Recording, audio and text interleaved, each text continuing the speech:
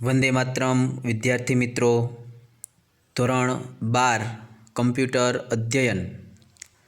વિદ્યાર્થી મિત્રો, આપણે ધોરણ 12ની અંદર કેટલો સિલેબસ છે, અભ્યાસક્રમની અંદર શું ભણવાનું છે એ આપણે પહેલાં ચર્ચા કરી લઈએ.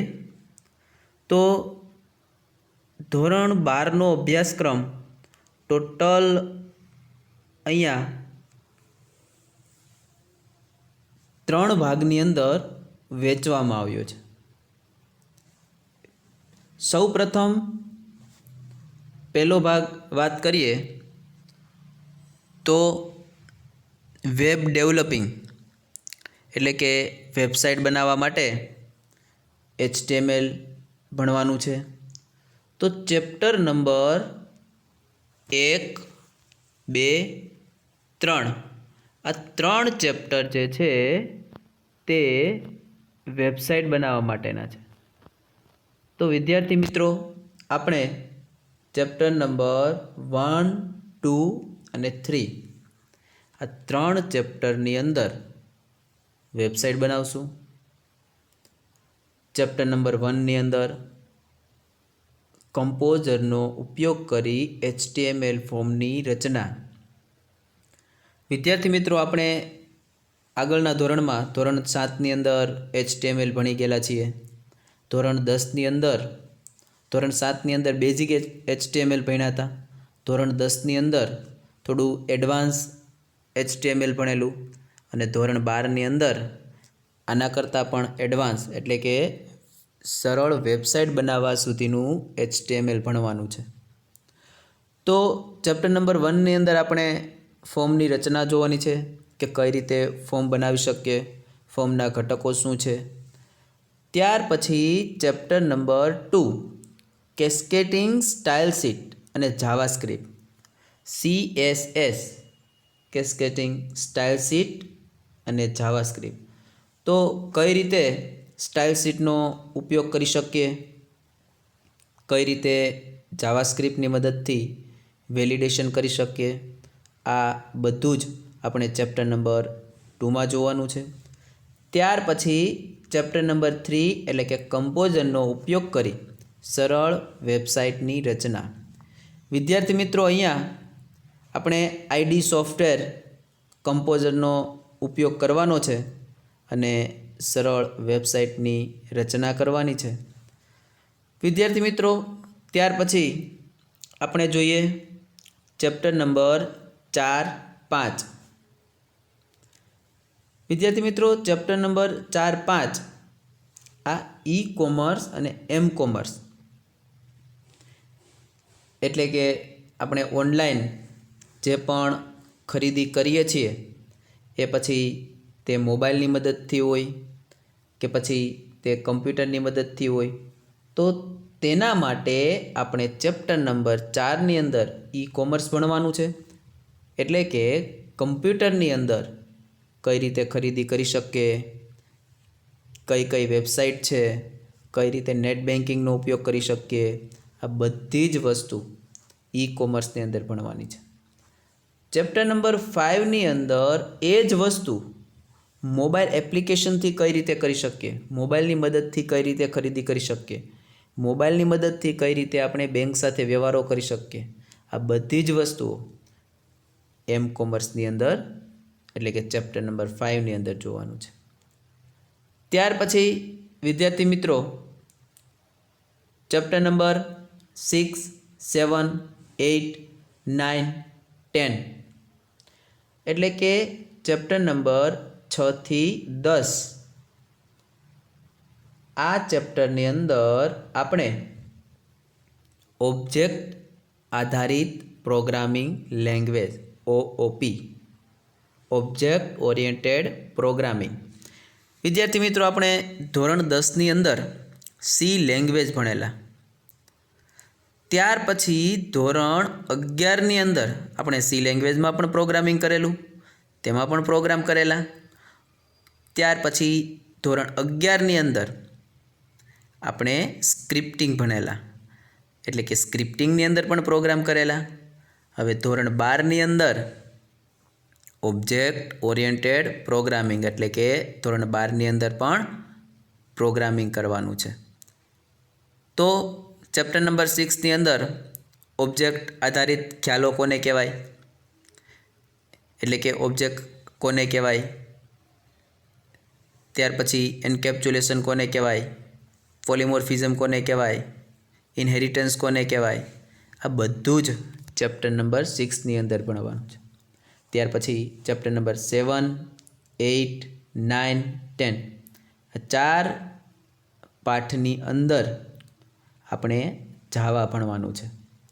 એટલે કે જાવા નામની જે લેંગ્વેજ છે, ભાષા છે, તે જાવા ભાષા ભણવાની છે. તેમાં કઈ રીતે પ્રોગ્રામ કરી શકાય તે ભણવાનું છે. ત્યાર પછી વિદ્યાર્થી મિત્રો આગળ આપણે વાત કરીએ તો ચેપ્ટર નંબર 11, 12 અને 13 પાઠ 11, 12 અને 13. પાઠ 11ની અંદર ફાઇલ વ્યવસ્થાપન એ પણ જાવાની અંદર જ આવી જશે, એટલે કે જાવાનું જ એક ચેપ્ટર છે. પરંતુ ચેપ્ટર નંબર 12 એટલે કે પાઠ 12ની અંદર લેટેક્સની મદદથી દસ્તાવેજનું પ્રકાશન, જે તમે PDF ફાઇલનો ઉપયોગ કરો છો, આપણે PDF ફાઇલ કઈ રીતે બનાવવી, તો એ પણ લેટેક્સની મદદથી આપણે દસ્તાવેજ બનાવવાનો છે, PDF ફાઇલ બનાવવાની છે. જે તમારા ક્વેશ્ચન પેપર છે, આ બધી જ વસ્તુઓ છે તે આપણે લેટેક્સની મદદથી બનાવવાનું છે. અને તેની અંદર પણ આપણે કમાન્ડનો ઉપયોગ કરવાનો છે. જેવી રીતે HTMLની અંદર આપણે ટેગનો ઉપયોગ કરીએ છીએ, તેવી જ રીતે લેટેક્સની અંદર પણ, એટલે કે ચેપ્ટર નંબર 12ની અંદર જે લેટેક્સ છે તેની અંદર પણ આપણે કમાન્ડનો ઉપયોગ કરવાનો છે. ત્યાર પછી લાસ્ટ ચેપ્ટર નંબર 13 અન્ય ઉપયોગી નિઃશુલ્ક ટૂલ્સ અને સેવાઓ.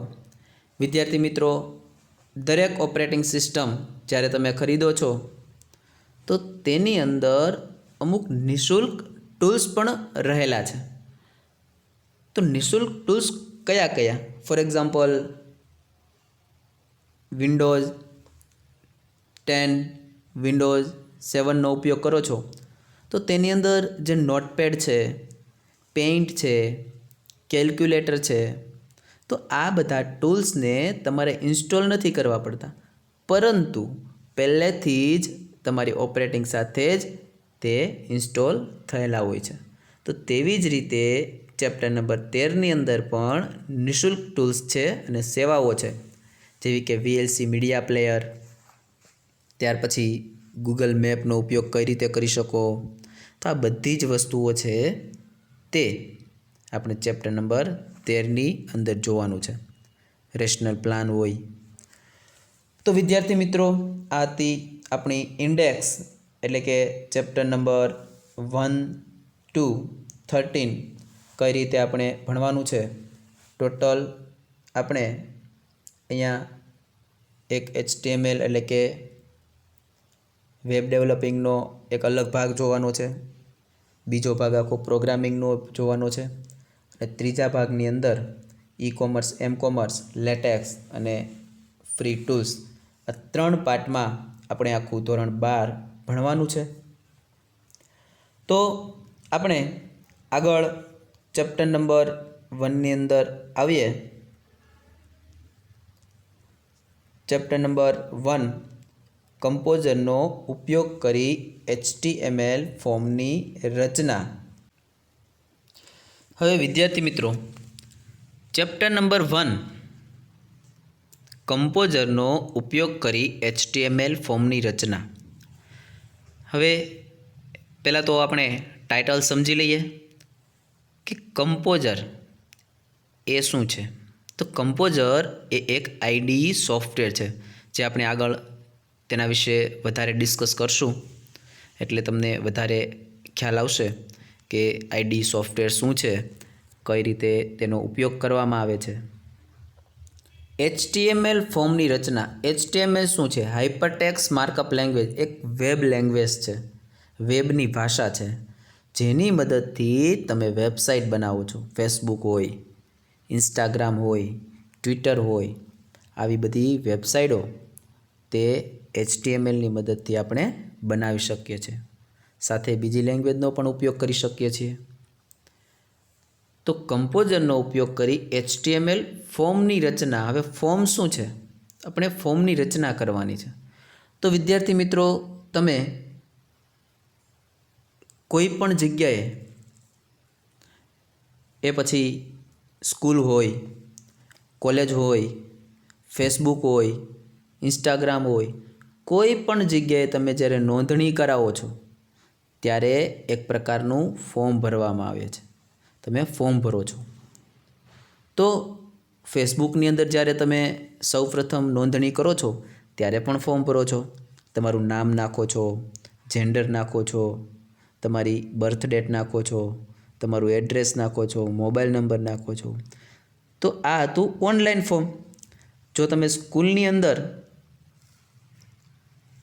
સૌપ્રથમ વખત નોંધણી કરવા માટે જાઓ ત્યારે પણ તમને હાર્ડ કોપી આપે છે ફોર્મની અંદર. તો ફોર્મ એક ડેટા મેળવવા માટેનું કન્ટેનર એવું કહી શકીએ મિત્રો. ફોર્મની મદદથી આપણે ડેટા મેળવી શકીએ છીએ. તો આપણે પાઠની અંદર જોઈએ. વિદ્યાર્થી મિત્રો, ચેપ્ટર સાથે સાથે તમારે IMP જે મુદ્દાઓ છે જે તમને યાદ નથી રહેતા તેની નોંધ કરતી જવાની છે. કારણ કે ધોરણ 12 બોર્ડની અંદર કમ્પ્યુટરની પણ પરીક્ષા બોર્ડ લેશે અને સંપૂર્ણપણે તે MCQ સ્વરૂપે હશે.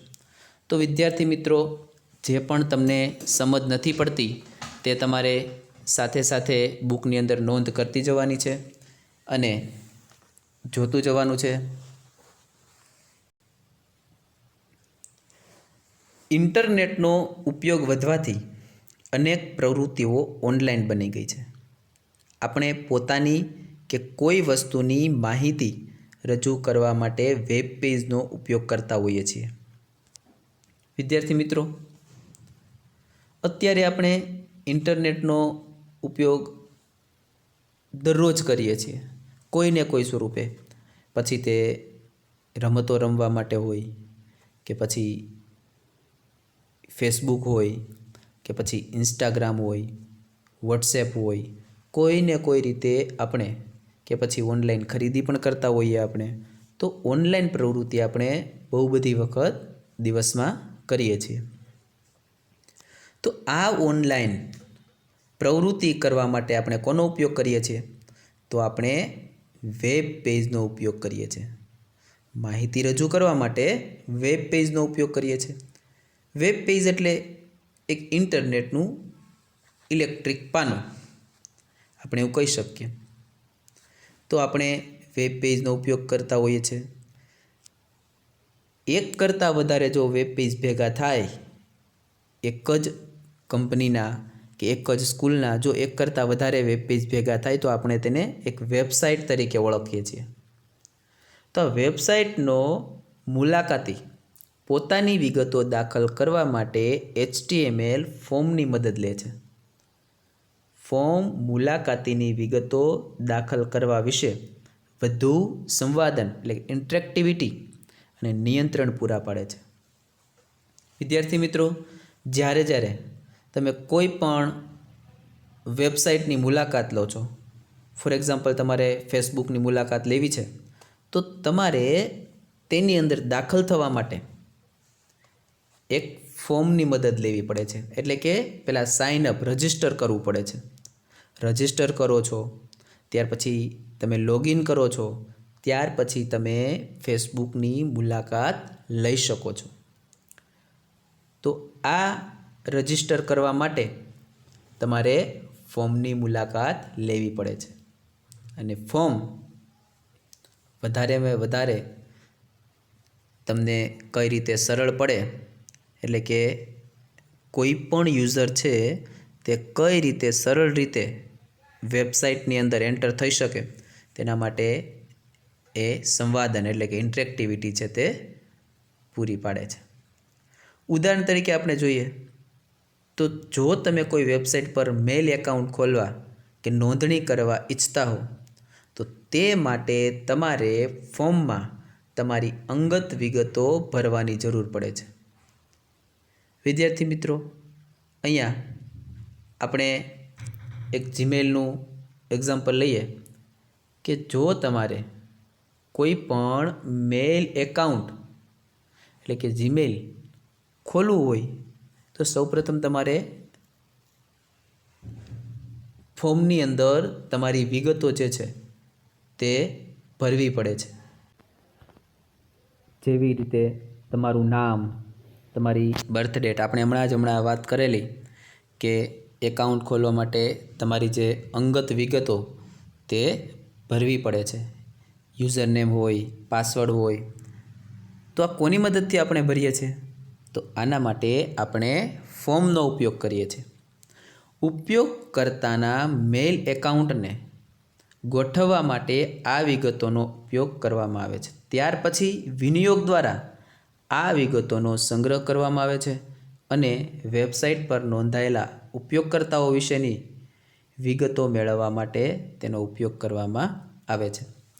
વિદ્યાર્થી મિત્રો, જો તમે તમારી અંગત માહિતી એટલે કે નામ, તમારી બર્થ ડેટ, તમારો mobile number, user name, password, આ વસ્તુ તમે જો રજિસ્ટર નહીં કરો, સાઇન અપ નહીં કરો તો તમારો ડેટા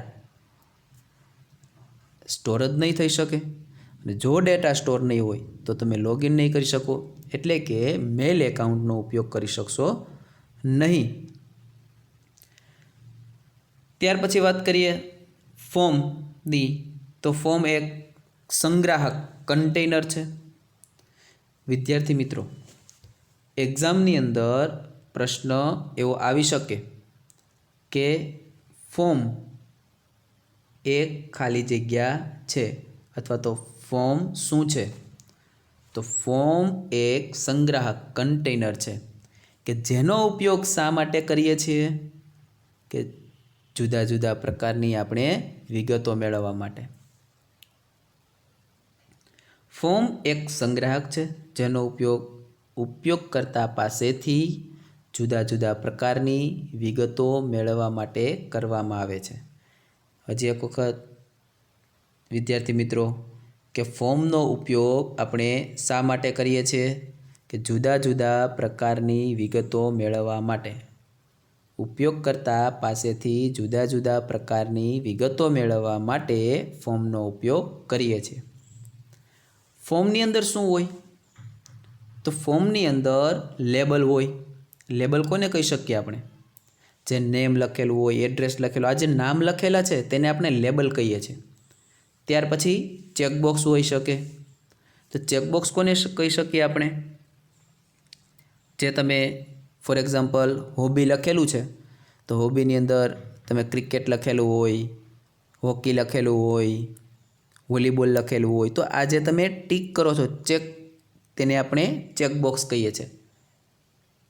ત્યાર પછી રેડિયો બટન હોઈ શકે કે ફોર એક્ઝામ્પલ બેમાંથી એક સિલેક્ટ કરવાનું હોય, જેન્ડર લખેલું છે તો મેલ અથવા ફિમેલ બેમાંથી એક સિલેક્ટ કરવાનું છે, ત્યારે તમે રેડિયો બટનનો ઉપયોગ કરી શકો છો.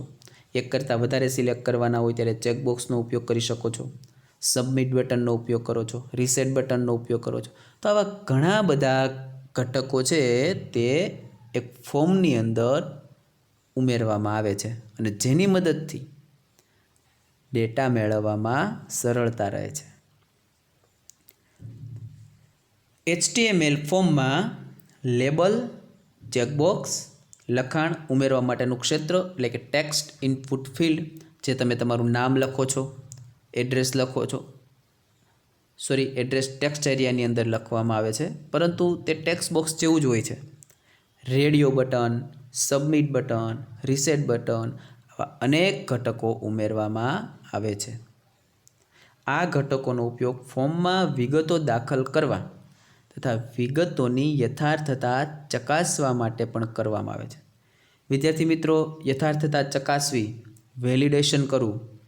ઘણી વખત તમે ફેસબુકની અંદર એકાઉન્ટ ખોલો છો અથવા જીમેલની અંદર એકાઉન્ટ ખોલો છો તો name, first name, middle name, last name ઉપર એક સ્ટાર જેવું દેખાય છે, ફૂદડી જેવું દેખાય છે. તો તેનો મતલબ તે મેન્ડેટરી ફિલ્ડ એટલે કે ત્યાં ફરજિયાત તમારે નામ લખવું જ પડે. જો તમે ત્યાં એ ફિલ્ડ ખાલી છોડી દો અને સબમિટ કરો તો એક એરર આવે કે પ્લીઝ એન્ટર યોર નેમ, કે તમે તમારા નામ નાખ્યા વગર આગળ જઈ શકશો નહીં. તો એ જે મેસેજ આવે છે તેને આપણે વેલિડેશન કહીએ છીએ. તો એ વિગતોની યથાર્થતા ચકાસવી. ઘણી વખત આપણે પિનકોડ નાખીએ છીએ તો પિનકોડ 6 ડિજિટ હોય છે. જો તમે ભૂલથી 7 ડિજિટ એન્ટર કરો છો તો એક મેસેજ આવે છે, please enter 6 digit pincode number. તો આ બધું શું છે? તો આ છે વેલિડેશન. તો આવી રીતે ફોર્મની અંદર પણ શું કરવામાં આવે છે? વેલિડેશન. જેથી કરીને વેલિડેશન શા માટે કરવામાં આવે? કે ખોટા ડેટા એન્ટર ના કરી શકીએ એટલા માટે. HTML ટેગનો ઉપયોગ કરી આપણે એક સરળ ફોર્મની રચના કરીશું. પરંતુ તે પહેલાં HTML ફોર્મની રચના કરવા માટે ઉપયોગી એવા ઘટકોની ચર્ચા કરીએ. આ ઘટકો નીચેના વિભાગમાં વર્ણવ્યા છે. વિદ્યાર્થી મિત્રો, આપણે એક સરળ ફોર્મની રચના કરવી છે, પરંતુ એ સરળ ફોર્મની અંદર કેટલા ઘટકોનો ઉપયોગ કરવામાં આવે છે તે આપણે અહીંયા જોવાના છે. તો 4 ભાગની અંદર એ ઘટકો જોઈએ. સૌપ્રથમ ફોર્મ ઘટક, ત્યાર પછી ઇનપુટ ઘટક, ત્યાર પછી ટેક્સ્ટ એરિયા ઘટક, ત્યાર પછી સિલેક્ટ અને ઓપ્શન ઘટક. વિદ્યાર્થી મિત્રો, આ 4 ઘટકનો ઉપયોગ કરીને આપણે આખા ફોર્મની રચના કરી શકીએ છીએ. તો આપણે આવતા લેક્ચરની અંદર એક પછી એક ઘટકની ચર્ચા કરીશું અને એક સુંદર મજાનું ફોર્મ તૈયાર કરીશું. આભાર વિદ્યાર્થી મિત્રો.